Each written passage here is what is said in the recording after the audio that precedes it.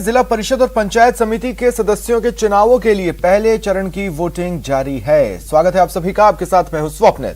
गांव की सरकार चुनने के लिए ग्रामीण मतदाताओं में उत्साह दिख रहा है। गांव की सरकार के चुनाव में बीजेपी कांग्रेस दोनों ने जमकर पसीना बहाया। इसमें कई मंत्रियों की प्रतिष्ठा दांव पर है। कांग्रेस के भी कई नेताओं की साख का सवाल जुड़ा हुआ है। कांग्रेस माना जाता है कि गांव में मजबूत रही है, लेकिन पिछले गांव की सरकार के रण में ऐसा देखने को नहीं मिला। ऐसे में अपने प्रदर्शन को बेहतर करना कांग्रेस के लिए चुनौती है। आरएलपी की बात करें तो मुकाबले को काफी जगहों पर आरएलपी त्रिकोणीय बनाती दिख रही है। आज चर्चा इसी पर।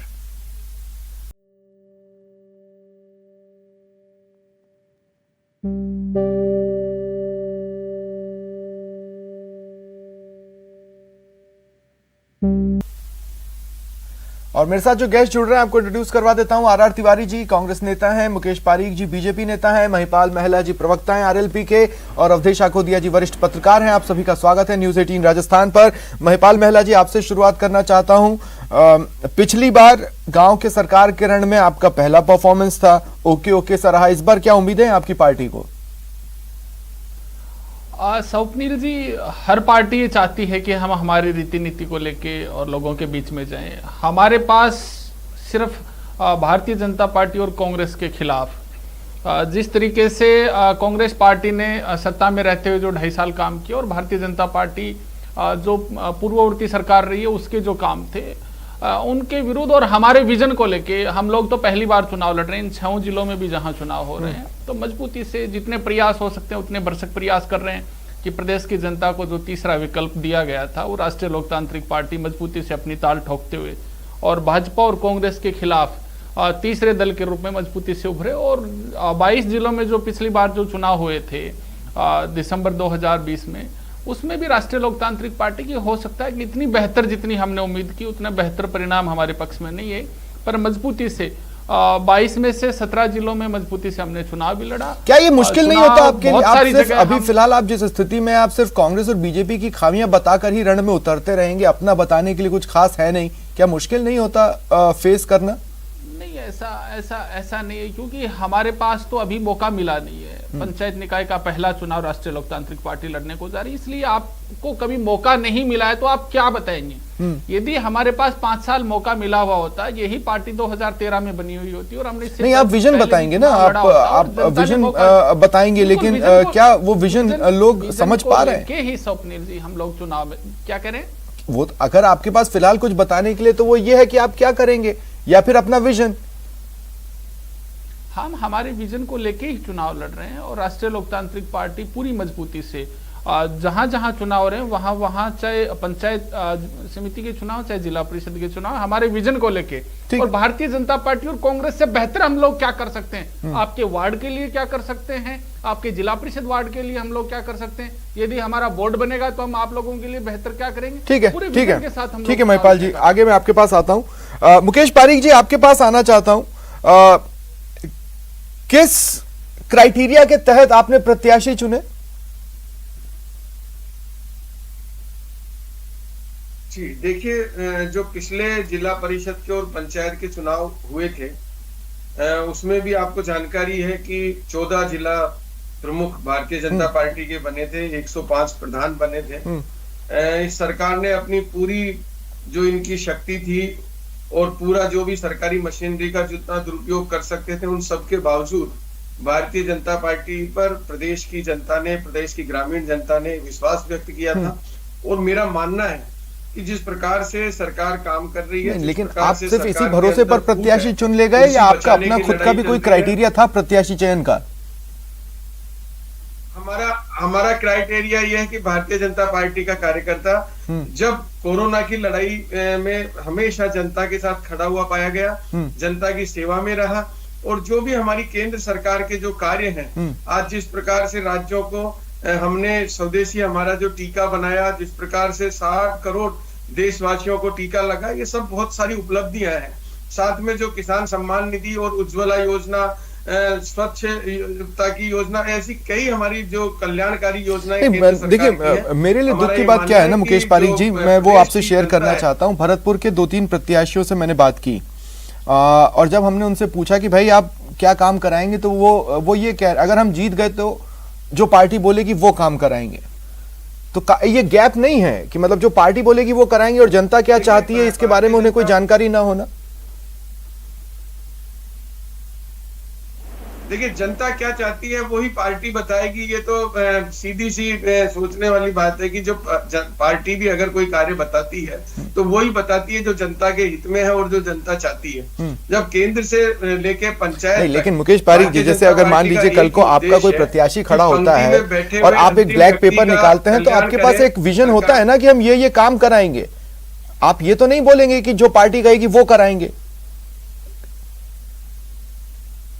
देखिए, आज पंचायतों की आप जब बात करते हैं तो भारतीय जनता पार्टी की जब सरकार आई थी राजस्थान में, आपने देखा होगा कि पंचायतों का सशक्तिकरण उसी समय हुआ है। जिस प्रकार से पंचायतों में रिजर्वेशन हुआ वो भी उसी काल में हुआ। आज कांग्रेस ने हमारे मैं आ रहा हूँ आपके पास भी, 2 मिनट रुकिए बस, मैं आपके पास पहुंच ही रहा हूँ। किसी से छुपा हुआ नहीं है।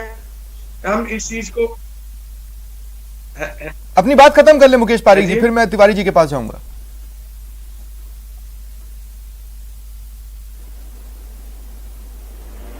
स्वप्निल जी, आपकी आवाज क्लियर नहीं है जरा। जी पारीक जी, मैंने कहा आप अपनी बात खत्म कर लें, फिर मैं तिवारी जी के पास जाता हूं, पर शॉर्ट में खत्म कीजिए।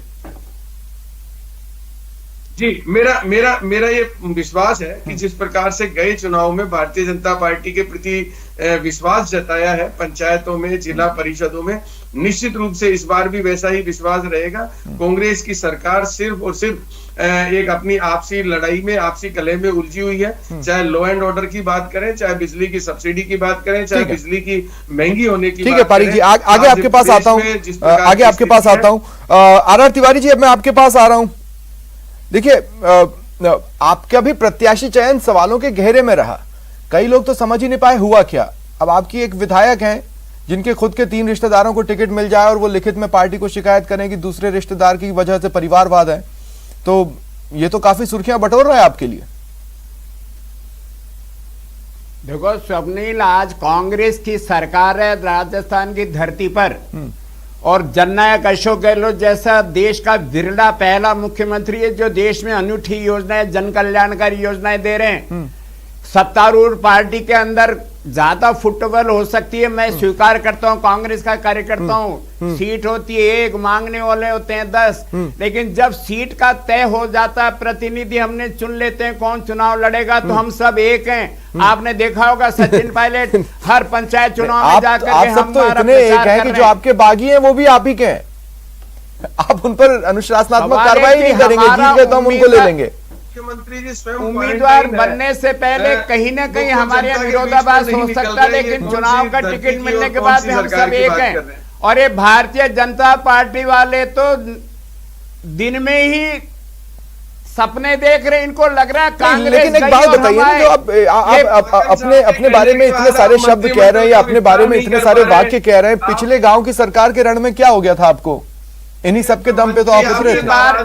अरे भाई, 1 साल तो कोरोना काल में सरकार काम नहीं कर पाई, हम हमारी योजनाओं का सही प्रचार नहीं कर पाए। अब की बार हमारे पारीक जी, जब देखिए आप बोल रहे थे मैंने तिवारी जी को चुप कराया था, अब तिवारी जी बोल रहे हैं, आप भी प्लीज थोड़ा सा कोऑपरेट करें। हाँ तिवारी जी, आप बोले, अपनी बात खत्म करें।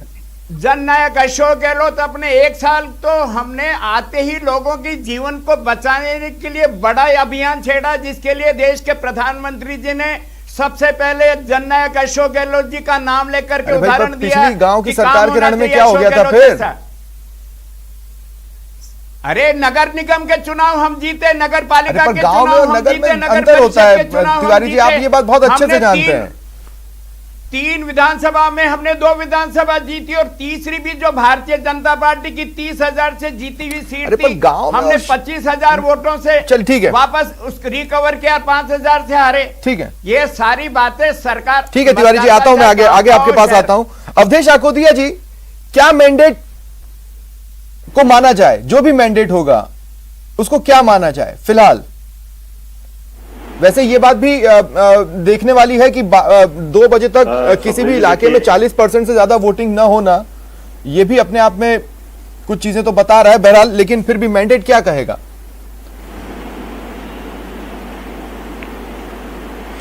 देखिए स्वप्निल जी, जो पहला दौर हुआ था पंचायत चुनाव का, उसमें बीजेपी का जिस तरह से परफॉर्मेंस रहा था, क्योंकि राजस्थान में कई पिछले चुनावों से ये ट्रेंड रहा है कि जो सत्ताधारी दल होता है पंचायत चुनाव में वो भारी रहता है, लेकिन पिछला जो दौर हुआ था पंचायत चुनाव का उसमें ये ट्रेंड टूटा था और बीजेपी ने सत्ता में नहीं रहते हुए भी अच्छा परफॉर्मेंस किया था।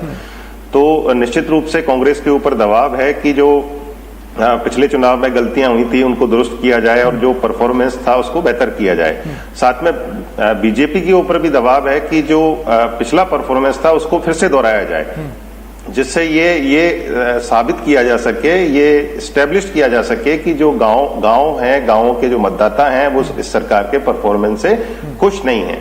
लेकिन ये तय है कि जो दोनों जो राजनीतिक दल हैं वो चुनाव लड़ रहे हैं सरकार के परफॉर्मेंस के बेस पर। जो कांग्रेस है वो ये कह रही है कि हमने बहुत जोरदार काम किया है तो इसलिए हमको वोट दीजिए, हमको वोट मिलेंगे। बीजेपी कह रही है कि सरकार का परफॉर्मेंस उतना अच्छा नहीं है, सरकार का परफॉर्मेंस खराब है, तो इसलिए आप अपने वोट की कीमत से, वोट की चोट से उसको सबक सिखाइए। लेकिन जो भी नतीजे आएंगे उसमें से दोनों पक्षों में से एक पक्ष ये जरूर कहेगा कि नहीं, देखिए जी पंचायत चुनाव में क्या स्थानीय फैक्टर होते हैं, बहुत सारे बागी खड़े हो जाते हैं, निर्दलीय खड़े हो जाते हैं, बहुकोणीय मुकाबला हो जाता है, उम्मीदवार की जो व्यक्तिगत छवि है वो भी काम आती है, इसलिए इस तरह के परिणाम आए हैं। अब ये विश्लेषण कांग्रेस की तरफ से होता है या बीजेपी की तरफ से होता है, ये देखने वाली बात होगी। हाँ, लेकिन अब देखिए, अब जो भी नतीजा आएगा उसको उस वक्त तो हम इस स्थिति में होंगे कि उसका एनालिसिस कर पाएं और ये समझने की कोशिश कर पाएं कि वो नतीजे क्या कह रहे हैं। लेकिन इस वक्त जो मतदान धीमा चल रहा है या अब तक धीमा रहा है, उसको सिर्फ गर्मी की वजह से कह देना सही नहीं होगा, वो भी तो कुछ इशारा कर रहा है।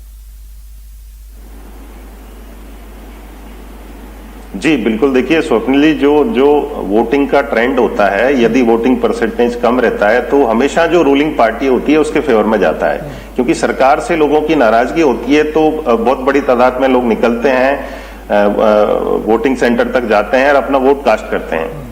यदि लोग कम निकल रहे हैं, वो वजह कुछ भी हो सकती है, मौसम हो सकता है, या जो किसान वर्ग है वो अपने खेतों में व्यस्त है काम करने में, कृषि कार्यों में, वो हो सकता है। लेकिन यदि लोग कम निकल रहे हैं तो वो निश्चित रूप से जो ट्रेंड रहा है पिछले सालों का, उसके हिसाब से जो रूलिंग पार्टी है उसके फेवर में जाता है। ठीक है, मुकेश पारीक जी, एक बार फिर मैं आपके पास आ रहा हूं, लेकिन मेरा सवाल, देखिए ये बात सही है कि कुछ एक जगह ऐसी रही जहां आप अपने कार्यकर्ताओं में से जिताऊ प्रत्याशी नहीं ढूंढ पाए, लेकिन फिर भी मैं आपसे पूछना चाहता हूं, आप कांग्रेस को तो अपना कंपटीशन देख भी रहे हैं, लेकिन क्या आरएलपी को अपना कंपटीशन देख रहे हैं? जबकि कुछ जगहों पर भले ही वो शहरी निकाय रहे हो या पिछली गांव की सरकार का रण आपका समीकरण बिगाड़ते तो वो दिखे थे कम से कम।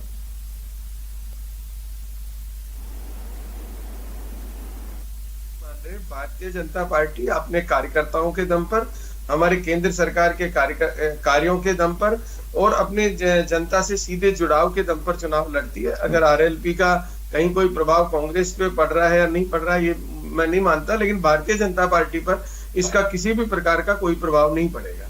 ठीक, अब जब आप ये कह रहे हैं ना कि केंद्र की जो योजनाएं हैं, केंद्रीय कृषि कानून, जैसा कि पिछले गांव की सरकार के रण में आपने तुरंत नतीजों को उससे जोड़कर एक बड़ी प्रेस वार्ता केंद्र में कर दी थी दिल्ली में, मैं इसलिए आपसे पूछ रहा हूं कि आपने उज्ज्वला का नाम लिया, आपने किसान के जो नए कृषि कानून है उसका नाम लिया, अगर नतीजे उल्टे पड़ गए तो क्या पार्टी ये मानेगी कि भैया इसमें कोई तो कमी थी, नहीं पहुंच पाए लोगों तक? देखिए स्वप्निल जी, गए चुनाव में भी इसी समय आपने किसान वाला आंदोलन उस समय भी था और तब भी ये बात आई थी कि उसका नुकसान भारतीय जनता पार्टी को उठाना पड़ेगा। लेकिन महंगाई तो और प्रदेश का महंगाई का नुकसान क्यों नहीं उठा सकती पार्टी? नहीं, देखिए अब मैं आपको, आपने जो प्रश्न पूछा पहले वो कंप्लीट कर दो। देश का किसान इस बात को जान चुका है कि किसान का जो कानून है वो उनके हित में है और सरकार उनके हित के लिए काम कर रही है, तो इसलिए इस बात का कोई इफेक्ट नहीं है, उल्टा किसान भारतीय जनता पार्टी के पक्ष में आ रहा है और आ गया है। जहां तक आप महंगाई की बात करते हैं, देखिए आज बिजली की राजस्थान में क्या पोजीशन है, क्या किसान के ऊपर उस बात का फर्क नहीं है? क्या जो वो सब्सिडी इन्होंने रोक के रखी थी बिजली की, उसका क्या प्रभाव है? क्या ये किसानों से संबंधित बात नहीं है? ठीक है, कि जो राजस्थान की सरकार है हम हर मोर्चे पर ये सरकार विफल रही है। ठीक है। और दुर्भाग्य से हम बहुत लंबे पीरियड से लेकिन देख रहे मुकेश हैं पारीक जी, जब आपने इतना कुछ कहा, आपको ये जानकारी होनी चाहिए कि आज श्री गंगानगर में भाजपा कार्यकर्ता और किसान आमने सामने आए हैं और श्री गंगानगर में भी लगातार किसानों का प्रदर्शन जारी है। मुझे नहीं पता आप उस बात को इतनी आसानी से नेग्लेक्ट कैसे कर रहे हैं या नजरअंदाज क्यों कर रहे हैं। महिपाल जी, मैं आपके पास आ रहा हूं। महिपाल जी, मेरा सवाल आपसे ये है, बीजेपी आपको कंपटीशन मानती नहीं, कांग्रेस आपकी तरफ ध्यान देना चाहती नहीं, फिर चुनावों में आप किस मोटिवेशन के साथ जा रहे हैं? कोई लेना देना नहीं। आप करेंगे क्या? आपको बहुत लंबे समय तक सिर्फ वोट कटवाई माना जाएगा? बीजेपी के नेताओं को उनकी सोच मुबारक। मुकेश जी सही कह रहे होंगे, क्योंकि उनको अभी ध्यान नहीं होगा जिस तरह से 2019 और 2020 में इन्होंने आरएलपी को अपने घटक दल में शामिल किया था और गठबंधन से चुनाव लड़ा था। भारतीय जनता पार्टी आरएलपी के अलावा और भी बहुत सारे दल हैं, या उनके साथ क्यों अलायंस नहीं कर पाई? भारतीय जनता पार्टी को भी ये लगा था कि राष्ट्रीय लोकतांत्रिक पार्टी की वजह से हमारा वोट परसेंट बढ़ेगा और हम लोग चुनाव जीतेंगे। और प्रदेश में जो 25 की 25 सीटें जो एनडीए के गठबंधन के साथ जो आई थी, वो आरएलपी को उसमें कितना योगदान है वो पूरे प्रदेश की जनता जानती है, मुकेश जी भी जानते हैं, भारतीय जनता पार्टी भी जानती है। और इनके दिल में क्या है कि राष्ट्रीय लोकतांत्रिक पार्टी से इनको कितना खतरा है, ये बात चूंकि ये मंजे हुए नेता इसलिए प्रतिष्ठित चैनल पे नहीं बोलेंगे। खैर, उनकी सोच उनको मुबारक। रही बात कांग्रेस पार्टी की, तो कांग्रेस पार्टी के मुख्यमंत्री सरेआम ये कह चुके हैं कि हनुमान जी बेनीवाल, राष्ट्रीय लोकतांत्रिक पार्टी यदि हमारे साथ आती तो हमें ये फायदा होता, हम इनको मंत्री बनाते। ये सरेआम ये बातें, कोई किसी को क्यों मंत्री बनाएगा जब आपको उससे खतरा ही नहीं है? तो ये सारी बातें कांग्रेस और बीजेपी के नेता और आप जैसे प्रतिष्ठित लोग बहुत अच्छे से समझते हैं। मुकेश जी की बात हिंदुस्तान के किसानों की बात नहीं हो सकती। जिस दिन किसान आंदोलन चला था, दिल्ली को घेर के जिस दिन हिंदुस्तान का किसान बैठा था, उसके बाद जिन जिन स्टेट में चुनाव हैं, नहीं, लेकिन महिपाल जी, किसानों के मुद्दे पर आपकी पार्टी भी तो भटक गई। देखिए, मैं शुरुआत से आपको गिना देता हूं आप लोगों ने क्या क्या किया। सबसे पहले तो जिस दिन ये बिल हुआ उस दिन हनुमान बेनीवाल जी बीमार थे, वो वहां नहीं रह पाए। उसके बाद आपने एक बहुत लंबा वक्त लिया ये डिसाइड करने में, आप सिर्फ बीजेपी को बोलते रहे आपका कानून काला है, आपका कानून काला है। आपने ये फैसला नहीं लिया कि हम उनसे हटेंगे। जब गंगा में बहुत पानी बह गया तो आप हट गए, फिर आपने एक महापंचायत जैसा कुछ बुलाया और वो भी धीरे धीरे कर खत्म कर दिया। तो ऐसा तो नहीं है कि पहले दिन से लेकर आखिरी तक आज तक आप किसानों के साथ डटे थे और कुछ कर रहे थे। सर, बात ये नहीं है। राष्ट्रीय लोकतांत्रिक पार्टी का स्टैंड वो ही है किसानों के हित में कि तीनों काले कानून हिंदुस्तान की सरकार जो किसानों के विरोध में लाए गए थे वो वापस ले। रही बात महापंचायत में कम या ज्यादा की, चूंकि ये आंदोलन गैर राजनीतिक रूप से हिंदुस्तान के अन्नदाताओं की अगुवाई में लड़ा जा रहा है, किसी पॉलिटिकली पार्टी की अगुवाई में ये आंदोलन नहीं लड़ा जा रहा है। पॉलिटिकली पार्टियों का समर्थन रह सकता है। अब कांग्रेस की आप बात करें तो कांग्रेस भी तो इस बिल के समर्थन में है। सरकार है कांग्रेस की, शाहजहांपुर बॉर्डर जो है, जो खेड़ा बॉर्डर है, वो राजस्थान के बॉर्डर पे बैठे हुए। कांग्रेस का मुख्यमंत्री या कांग्रेस का एक भी बड़ा नेता वहां जाके जो किसानों का मंच है उस पर ये कह के आया हो। दिल्ली जाते हैं तो दिल्ली का रास्ता भी वही है सर। ठीक है, 1 मिनट के लिए कांग्रेस पार्टी के नेता। ठीक है महिपाल जी, आ गई आपकी बात। आर तिवारी जी, मैं आपके पास आ रहा हूं। आर तिवारी जी, मुझे एक बात बताइए, एक समय तक आप ही आप थे पूरे देश में, शहरों में भी गांव में भी, लेकिन अब गांव के लिए आपको हाथ पांव मारने पड़ रहे हैं, आपको गांव के लिए स्ट्रगल करना पड़ रहा है। इस स्थिति में पार्टी पहुंची क्यों? कोई तो कारण होगा।